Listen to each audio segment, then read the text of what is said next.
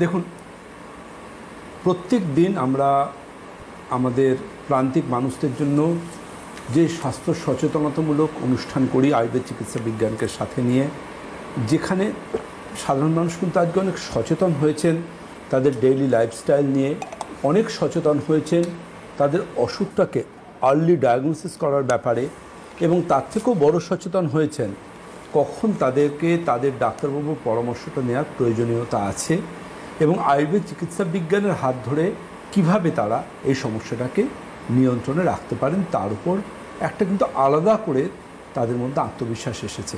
সেটা আমাদের ক্লিনিকে এত যে পেশেন্টরা আসেন আমরা তাদের সাথে কথা বলে সেটা বুঝতে পারি। কিন্তু মেন ম্যাটারটা যেটা আজকের যেটা টপিকস, এই টপিক্সটা কিন্তু একটু ভিন্নধর্মী। সবচেয়ে ইম্পর্টেন্ট সেটা হচ্ছে জানবেন, আমাদের স্টুল আমাদের কিন্তু ইন্টারনাল অনেকগুলো সমস্যা, সেই সমস্যাগুলো শুরুর দিকে বিশেষ করে খুব বড় একটা লক্ষণ বহন করে। এবং অনেকে মনে করেন যে স্টুল ঠিক আছে, আমি জাস্ট কমোডে ফ্ল্যাশ করব চলে যাব, কিন্তু মনে রাখবেন স্টুল কিন্তু এক্সামিনেশান ডাক্তারবাবুরা যে করতে দেন সেখানে স্টুলের কনফিগারেশান, কনসিস্টেন্সি সব কিছু নিয়ে কিন্তু রিপোর্টটা আসে। শুধু যে ওর মধ্যে ব্লাড আছে বা কোনো জীবাণু আছে সেটা নয়, এর বাইরেও অনেক কিছু থাকে। আমাদের ক্লিনিকে যে পেশেন্টরা আসেন তাদের মধ্যে একটা কিন্তু কোয়ারি থাকে যে ডাক্তারবাবু স্টুলে ব্লাড, আমার কি ক্যান্সার হয়ে গেল নাকি এটা পাইলসের মতো অসুখ? বলে রাখি প্রসঙ্গত একদম খুব প্র্যাকটিক্যাল কথা সেটা হচ্ছে স্টুলের মধ্যে যে ব্লাডটা দেখা যায় সে ব্লাডটা কেন দেখা যায় এটা প্রথম জানতে হবে। এটা ফার্স্ট ভীষণ ইম্পর্ট্যান্ট। অনেকে মনে করেন যে আমার স্টুলের ব্লাড এসে গেছে তার মানে পাইলস হয়ে গেছে। আবার অনেকে বলেন যে অমুক ডাক্তারবাবুর কাছে গেছিলাম, তিনি বলেছেন ফিশার হয়েছে, সুতরাং তিনি আমার রেজিস্ট্রেশন ফর্ম যেটা দেওয়া হয় পেশেন্টদের সেখানে ফিশার লিখে দিলেন। কেউ তো আবার আরও এক ধাপ এগিয়ে যান, এগিয়ে গিয়ে বলেন যে না আমার ফিস্চুলা হয়েছে। তো আলটিমেটলি এক একজন এক এক রকম করে কথা বলেন এবং পুরোটাই দাঁড়িয়ে থাকে কিন্তু সো কল্ড কোনো এক সময়ে কোনো একজন ডাক্তারবাবু আপনাকে এই অসুখটা হয়েছে মানে কোনো পরীক্ষা নিরীক্ষা রিপোর্টে লেখা নেই, কোনো ডাক্তারবাবু বলে দিয়েছেন। তো আমি বললাম ডাক্তারবাবু জায়গাটা দেখেছেন, দেখে বলেছেন? না, তিনি এমনি বলেছেন, আমি শুনে নিয়েছি যে আপনার ফিস্চুলা হয়েছে, আপনার ফিস্চুলাগ্রাম হয়েছিল, আপনার ইন্টারনাল হিমারয়েডস আছে বলছে, সেটা কি কোনো কোলোনোস্কোপিতে ধরা পড়েছে? কারণ এই অসুখগুলো এমন, এই অসুখগুলো হচ্ছে পার রেক্টাম এক্সামিনেশন ভীষণ প্রয়োজন, যেটা সব ক্ষেত্রে আমাদের এই বিভিন্ন ওয়ার্কশপে করা সম্ভব নয়। তো আলটিমেটলি যেটা জায়গাটা দাঁড়ায় সেই জায়গাটা হচ্ছে যে পেশেন্টকে নিজেকে সচেতন হতে হবে। যে খুব সহজে বোঝা যায় হিমারয়েডস কথার অর্থ হচ্ছে বাংলা ভাষায় অশ্ব বা পাইলস। হিমারয়েডস এক্সটার্নালি হতে পারে, অর্থাৎ ল্যাট্রিন এরিয়ার বাইরে হতে পারে, আবার ভেতরেও হতে পারে।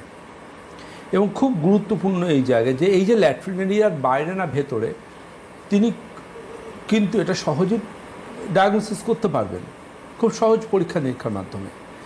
কিন্তু খুব গুরুত্বপূর্ণ হচ্ছে তিনি যখন এই যে পাইলস, এই পাইলসের ক্ষেত্রে কিন্তু পেশেন্ট আদৌ জানবে না তার পাইলস হয়েছে যতক্ষণ না তিনি তার পটি ক্লিয়ার হওয়ার পর ব্লাড দেখতে না পাচ্ছেন। তার মানে ফ্রেশ ব্লাড পটির সাথে আসবে, ফ্রেশ ব্লাড একদম রেড ফ্রেশ ব্লাড পটির সাথে আসবে, যেটা হবে পুরোপুরি পেনলেস। যদি আপনার ব্যথা হয় তাহলে জানবেন ওটা আপনার অশ্ব নয়। আচ্ছা, অশ্বতে ব্যথা থাকবে না। অনেকেই কমপ্লেন করেন যে ব্যথা না, ওটা অশ্বতে ব্যথা সচরাচর থাকে না। অশ্বর সাথে যদি অন্য কোনো সিমটম থাকে, ইনফ্লামেশন, অন দ্যাট কেস হতে পারে। বাট সাধারণ যে হিমারয়েডস বা পাইলস সেটা কিন্তু পেনলেস। ইভেন যখন ব্লাডটা বেরোবে তিনি তখনও পেন পাবেন না। তিনি জাস্ট ফ্ল্যাশ করতে গিয়ে দেখবেন স্টুলের সাথে ব্লাড এবং ফ্রেশ ব্লাড। ডায়াগনোসিসটা বলছেন বারবার, ডায়াগনোসিসটা ইম্পর্ট্যান্ট। অমুক ডাক্তারবাবু পাইলস বলেছেন, তো অমুক ডাক্তারবাবু ফিস্চুলা বলেছেন, তো অমুক ডাক্তারবাবু আর ফিশার বলে দিয়েছেন। তো এন্ড অফ দ্য ডে কোনো এক ডাক্তারবাবু বলেছে তাহলে তোমার একটা ক্যান্সারও হতে পারে। তো এরকম ব্যাপারটা নয়, ব্যাপারটা হচ্ছে ডায়াগনোসিসটা ভীষণ ইম্পর্ট্যান্ট। যে আপনার যখন স্টুলের সাথে ব্লাডটা বেরোচ্ছে আপনার কি পেন হয়, ব্যথা পান? না, পাই না। আপনার এটা পাইলস। সব পাইলস বাইরে থেকে আপনি বুঝতে পারবেন না, অনেক পাইলস থাকে ভেতরে, that is called internal haemorrhoids. অনেকে ধারণা পাইলস মানে বাইরে থেকে একটা মাংসপিণ্ডের মতো বোঝা যাবে, সেরকমটা নয়। অনেকে মনে করেন জল কম খেলে, সেরকমটা নয়। অনেকে আবার কলা খাওয়া শুরু করেন, সেরকমটা নয়। অনেকে মনে করেন যে আমার ক্রনিক কনস্টিপেশন, বহুদিনের কোষ্ঠবদ্ধতা। হ্যাঁ, বহুদিনের কোষ্ঠবদ্ধতা যদি আনট্রিটেড থাকে, যদি খবরের কাগজ বা এখানে ওখানে বিজ্ঞাপন দেখে পেট পরিষ্কারের ওষুধ খেয়ে কম্প্রোমাইজ করেন, তাহলে আপনি পাইলস কেন ফিশার ফিস্টুলাও গিফট পেতে পারেন। কনস্টিপেশন এত মারাত্মক একটা অসুখ, কারণ কনস্টিপেশনের অসুখ তো থাইরয়েড থেকে শুরু করে অনেক ইন্টারনাল কারণে, সেগুলোকে তো আপনাকে ডায়াগনোসিস করে আপনি ট্রিটমেন্ট করলেন না, আপনি অসুখের শেকড়ে গিয়ে তার চিকিৎসা করলেন না, বাইরে থেকে সিমটমটা ট্রিটমেন্ট করছেন ফর সিমটোম্যাটিক রিলিফ। আপনার কনস্টিপেশনটা আপনার কাছে চিপ কমপ্লেন, আপনি পেট পরিষ্কারের ওষুধ খাচ্ছেন, কিন্তু কনস্টিপেশনটা কেন হলো আপনি সেটা ট্রিটমেন্ট করছেন না।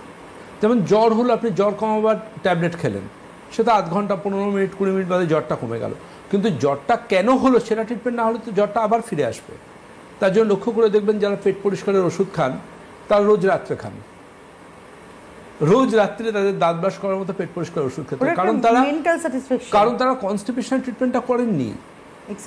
তারা খালি মনে করছেন আমার স্টুলটা নর্মাল হলেই হলো, কিন্তু কেন যে স্টুলটা নর্মাল হচ্ছে না সেটা ট্রিটমেন্ট তারা কখনো করেনি, যে ট্রিটমেন্টটা অনেক সময় করা উচিত ছিল, মানে কারণের অনুসন্ধান। একদমই তাই।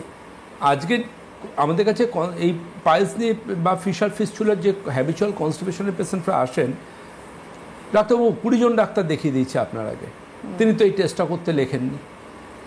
ম্যাটারটা হচ্ছে স্টুলের যে মুভমেন্ট, এটা বোঝবার জন্য অন্যতম অ্যানোরেক্টাল এক্সামিনেশন হচ্ছে অ্যানোরেক্টাল ম্যানোমেট্রি। অ্যানোরেক্টাল ম্যানোমেট্রি ছাড়া আমরা রেকটামে স্টুলের মুভমেন্ট বুঝতে পারবো না, কেন তার কনস্টিপেশন হচ্ছে, ইন্টারনাল তার সমস্ত সিস্টেম ঠিক আছে কিনা, এটা বোঝবার জন্য অ্যানোরেক্টাল ম্যানোমেট্রি বলে একটা পরীক্ষা করতে হবে আমাদের।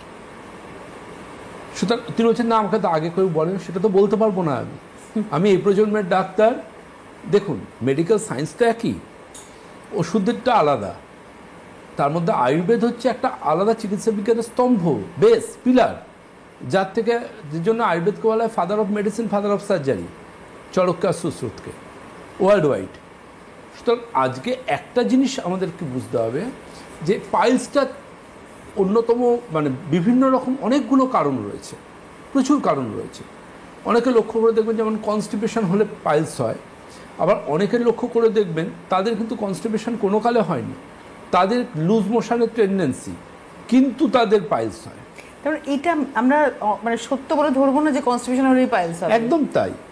আপনার যদি পেট পরিষ্কার না হয়, আপনার যদি ইভাকুয়েশন অফ রেকটাম না হয়, অর্থাৎ স্টুলটা বেরিয়ে গেলে যে একটা ফিল গুড ফ্যাক্টর, যে ইভাকুয়েট হয়েছে, ওই ব্যাপারটা যদি না আসে তাহলেই আপনার ধরে নিতে হবে অ্যানোরেক্টাল ডিসঅর্ডার আসতে পারে।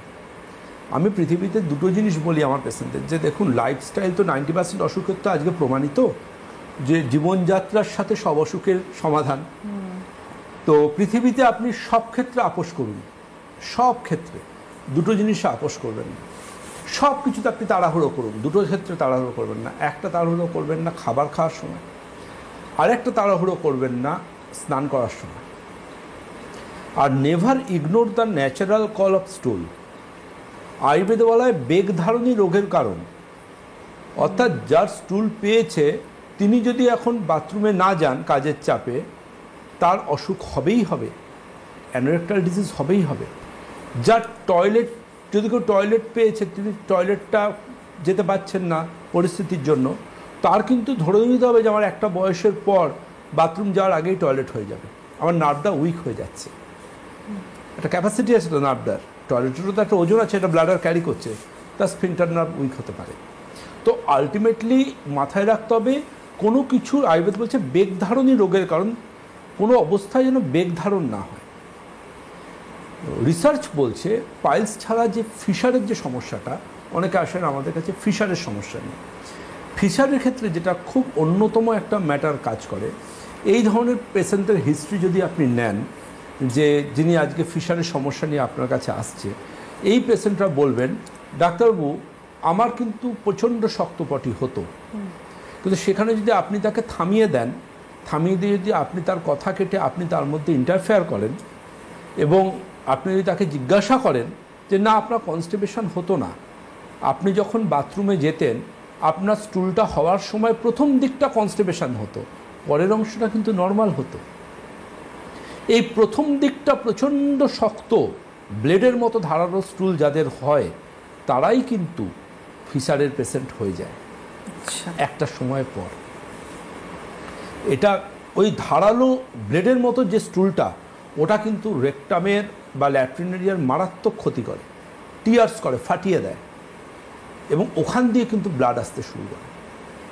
এটা এমনই একটা ইনসিডেন্ট যিনি কাল অবধি নর্মাল হয়েছে, আজকে কিন্তু দেখা যেতে পারে যে আজকে কিন্তু হঠাৎ করে তার এই ধরনের একটা ইনসিডেন্ট হলো এবং তার কিন্তু ফিশারের কমপ্লেন চলে এলো। ফিশারের পেশেন্টদের ক্ষেত্রে রেকটাল এরিয়া বা ল্যাট্রিন এরিয়ার দেখা যায় কিন্তু সো মেনি টিয়ার্স থাকে এবং ওই টিয়ার্সগুলো কিন্তু ভীষণ গুরুত্বপূর্ণ। ওই টিয়ার্সগুলো থাকার জন্য কিন্তু তিনি অবশ্যই একজন ফিশারের পেশেন্ট হিসেবে পরিগণিত হবেন।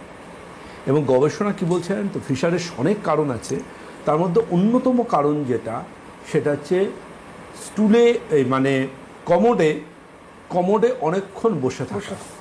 এখন একটা ফ্যাশন হয়েছে মানুষ বাথরুমে মোবাইল ফোন নিয়ে যান, খালি ডাইনিং টেবিলে মোবাইল ফোন না, বাথরুমে মোবাইল ফোন, এবং কমোডে বসেন এবং হাতে ফোনটা নিয়ে সেখানেও রিল চলতে থাকে। এই যে আমাদের ব্রেনের সাথে যে সম্পর্কটা, আমাদের ইন্টারনাল সিস্টেমের ব্রেন গাট রিলেশনশিপ বলি আমরা, খাবার সময় মন দিয়ে খেতে বলি, ফোন দেখতে বারণ করি, ঠিক তেমন একইভাবে আমাদের স্টুলের সময়ও কিন্তু ব্রেনের সাথে রিলেশন আছে।